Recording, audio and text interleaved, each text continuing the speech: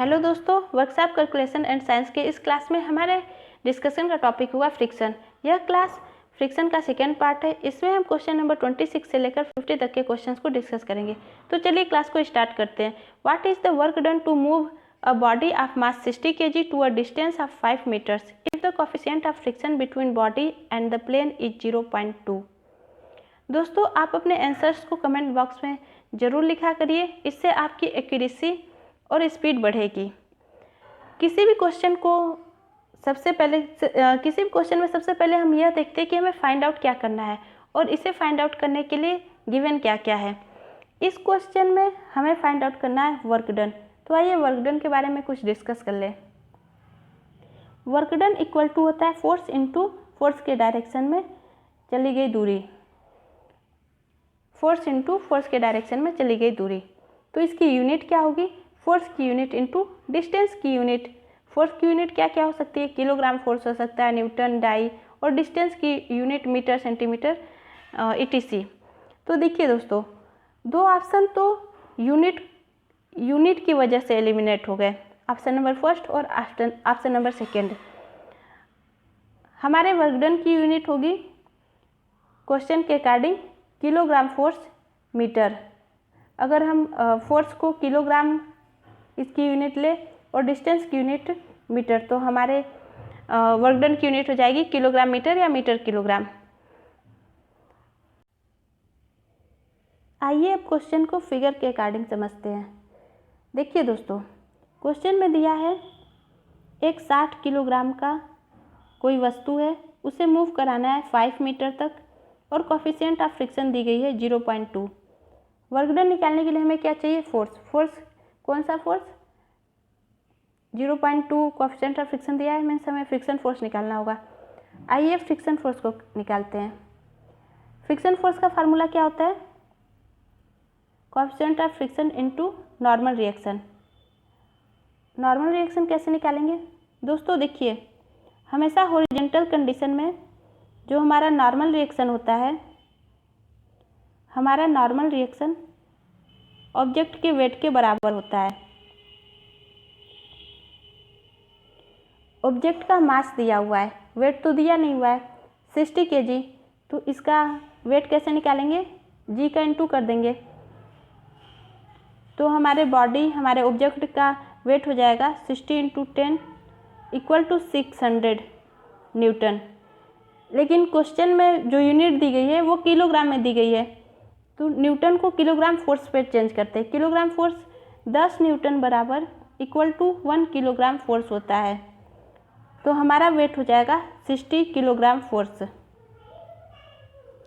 दोस्तों, इतना अधिक परेशान होने की ज़रूरत नहीं है, हम सिर्फ यूनिट देख लेंगे। किलोग्राम फोर्स में दिया है, मीन्स कि कुछ भी चेंज करने की ज़रूरत नहीं है।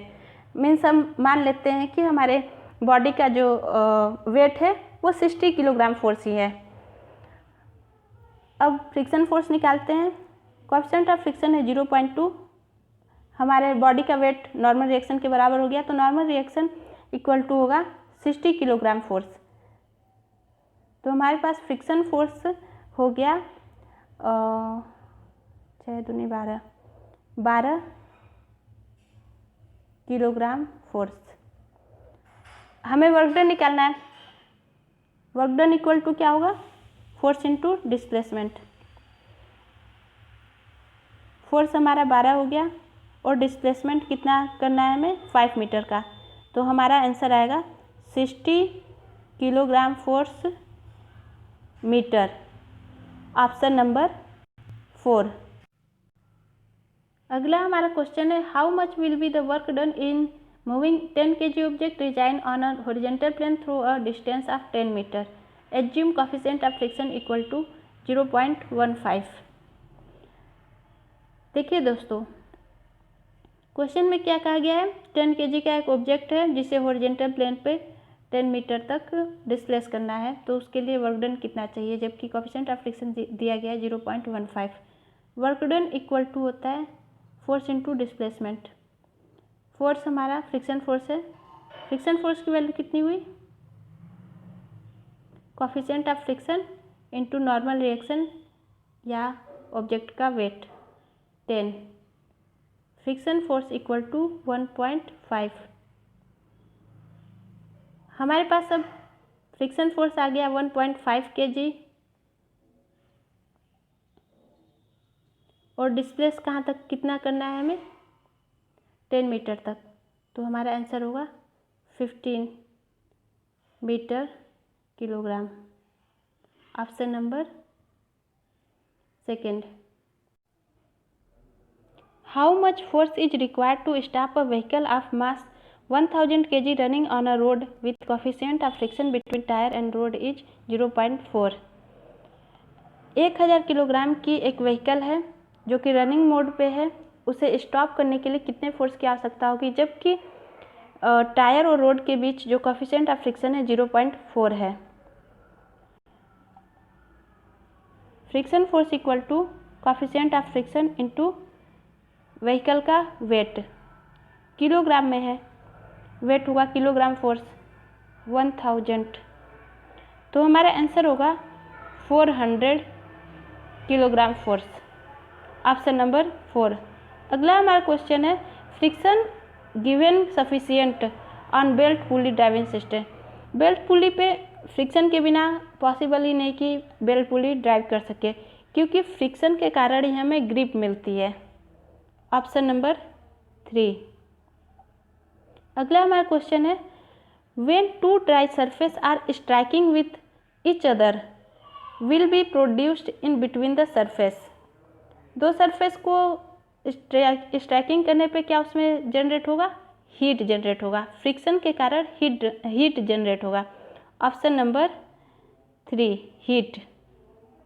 अगला हमारा क्वेश्चन है फ्रिक्शन फोर्स इज, सभी को पता है कि जो हमारा फ्रिक्शन का लॉ है उसके अकॉर्डिंग जो फ्रिक्शन फोर्स है वो directly proportional to normal reaction होता है।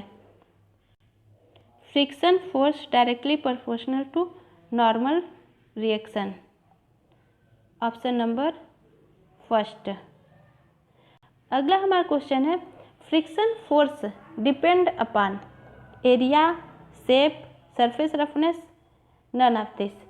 देखिए दोस्तों, अगर हम फ्रिक्शन का फार्मूला देखें,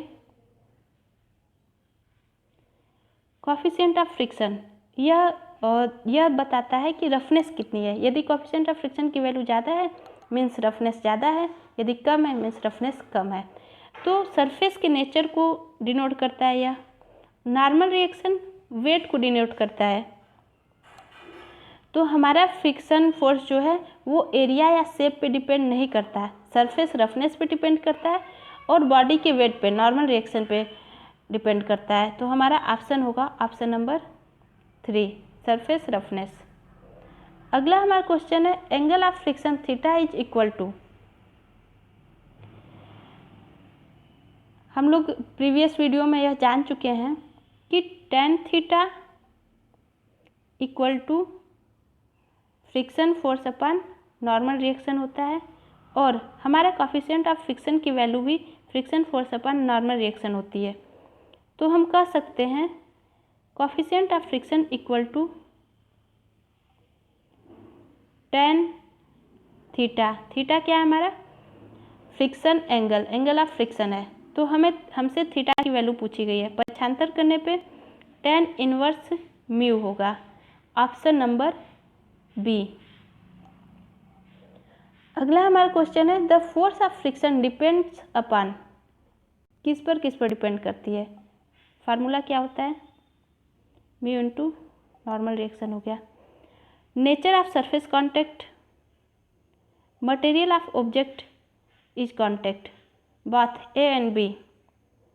हमारा आंसर होगा option number 3 both A and B. अगला हमारा क्वेश्चन है the body will move only when, body कब मूव करेगी। Force of friction equal to applied force. अगर हमारे फ्रिक्शन फोर्स की वैल्यू अप्लाइड फोर्स के यदि हमारे फ्रिक्शन फोर्स की वैल्यू अप्लाइड फोर्स के बराबर है तो वस्तु मूव करेगी ही नहीं, स्टैटिक कंडीशन में रहेगी। फोर्स ऑफ फ्रिक्शन कम है अप्लाइड फोर्स से, मतलब अप्लाइड फोर्स ज़्यादा है हमारे फ्रिक्शन फोर्स से।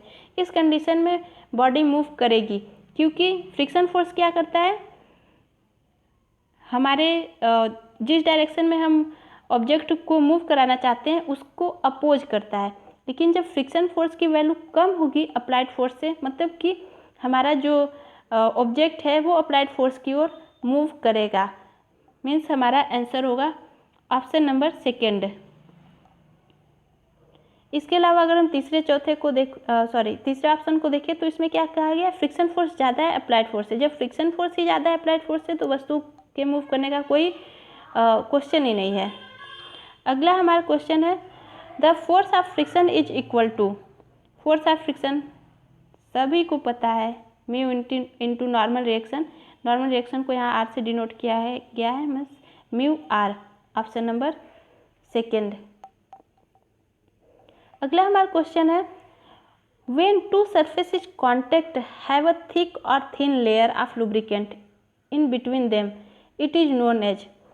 जब दो कॉन्टैक्ट सरफेस के बीच लुब्रिकेंट लेयर के रूप में प्रेजेंट हो तो उससे हम फिल्म, जो होने वाला फ्रिक्शन होगा कंपोनेंट्स के बीच,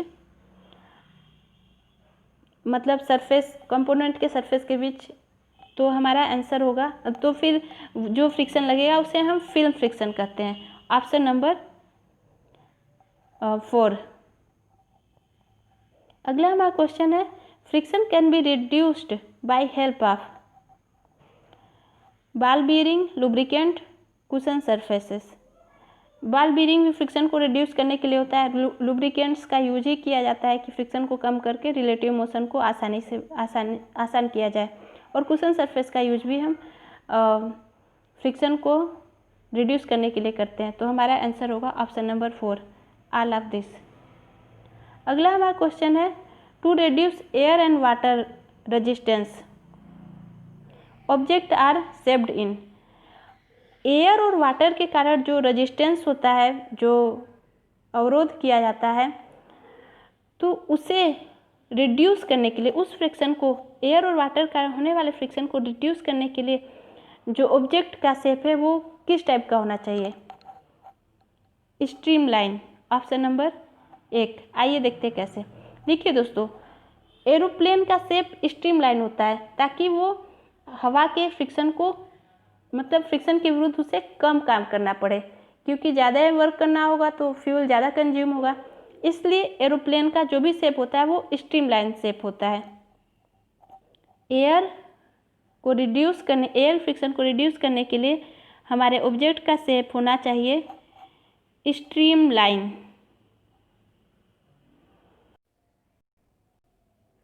at high speed friction increase, decrease, become zero, become infinite. देखिए दोस्तों, यदि हम फ्रिक्शन फोर्स का फार्मूला देखें, यह हमारे स्टैटिक फ्रिक्शन का फार्मूला हो गया और यह हमारे काइनेटिक फ्रिक्शन का फार्मूला हो गया। Coefficient of friction into normal reaction, coefficient of friction kinetic into normal reaction. इन दोनों फार्मूलों को देखने के बाद यह तो क्लियर हो गया कि जो हमारा फ्रिक्शन फोर्स है वो कॉन्टैक्ट सरफेस के नेचर पे डिपेंड करेगा और वेट पे डिपेंड करेगा। लेकिन इसमें स्पीड, शेप, इस सब से कोई मतलब नहीं है। तो फिर इसका आंसर क्या होगा? देखिए दोस्तों, यदि मैं फ्लूइड की बात करूं, जैसे वाटर हो गया, एयर हो गया, तो इसमें अगर ऑब्जेक्ट की स्पीड बढ़ाई जाएगी तो विस्कोसिटी के कारण स्टोक के नियम से F बराबर 6 पाई NRV, इसके वेग बढ़ाने पर फ्रिक्शन फोर्स की वैल्यू बढ़ेगी। तो क्वेश्चन में यह कहीं भी लिखा नहीं हुआ है कि हमारा ऑब्जेक्ट जो हमारा फ्रिक्शन है वो एयर के अगेंस्ट है या फिर सरफेस है, दो सरफेसेस है, सॉलिड सरफेस है। तो अगर हम इसे फ्लूइड माने, अगर हम रजिस्ट कर रहे हैं फ्लूइड और ऑब्जेक्ट के बीच अगर फ्रिक्शन की बात करें तो इसके अकॉर्डिंग हमारा आंसर होगा increase. At high speed friction will increase. अगला हमारा क्वेश्चन है maximum value of friction is. देखिए दोस्तों, मैक्स वैल्यू ऑफ फ्रिक्शन यदि मैं स्टैटिक फ्रिक्शन की बात करूँ तो वो सेल्फ एडजस्टिंग फ्रिक्शन होता है। प्रीवियस वीडियो में आप अच्छी तरीके से समझ चुके होंगे कि स्टैटिक फ्रिक्शन हमारा सेल्फ एडजस्टिंग फ्रिक्शन होता है। इसके अलावा मैक्स स्टैटिक फ्रिक्शन की वैल्यू होती है लिमिटिंग स्टैटिक फ्रिक्शन, और यही वैल्यू सबसे ज़्यादा होती है। उसके बाद जब ऑब्जेक्ट मूविंग कंडीशन में आता है तो वो डायनेमिक फ्रिक्शन के कैटेगरी में आ जाता है, और डायनेमिक फ्रिक्शन हमेशा हमारे लिमिटिंग स्टैटिक फ्रिक्शन से कम ही होगा, चाहे वो रोलिंग हो या स्लाइडिंग हो। तो हमारा आंसर होगा option number first, limiting friction force. अगला हमारा क्वेश्चन है a cube block rest in on incline plane. एक क्यूब ब्लॉक है वो इंक्लाइन प्लेन पे रखा हुआ है, और इसमें हमारे कोफिशिएंट ऑफ फ्रिक्शन की वैल्यू दी गई है 1/√3।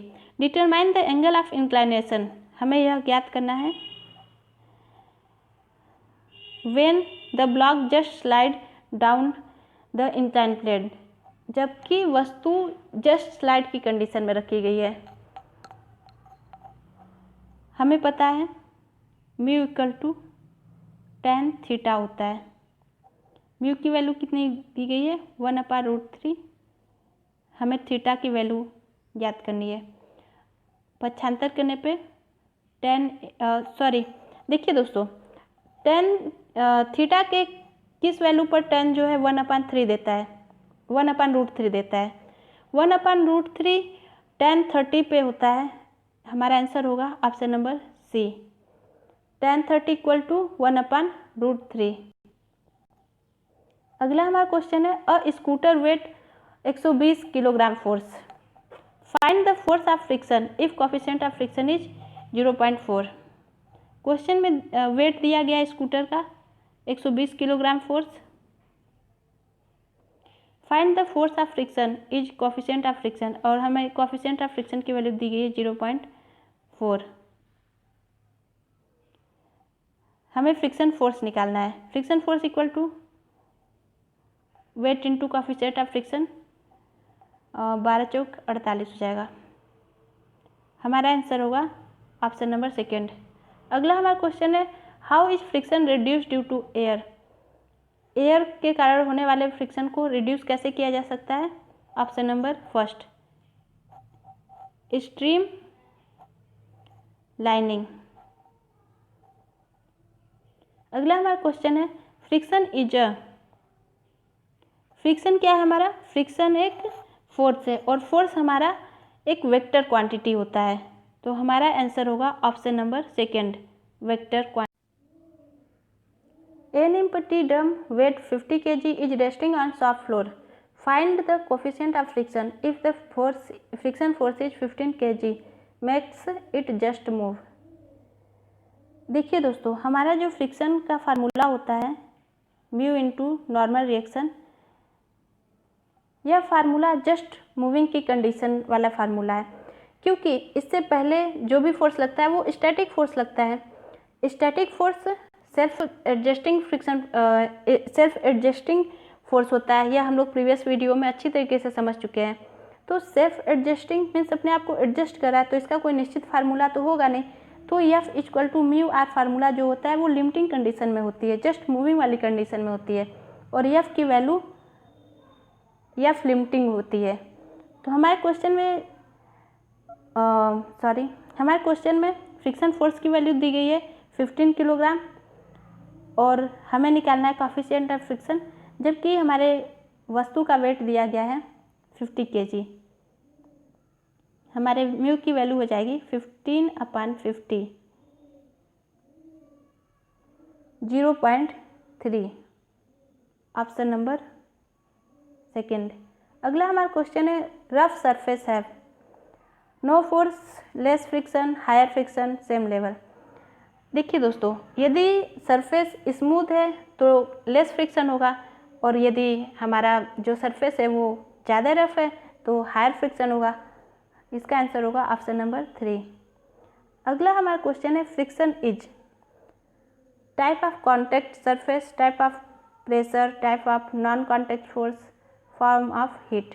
सभी को पता है फ्रिक्शन एक कॉन्टैक्ट फोर्स है।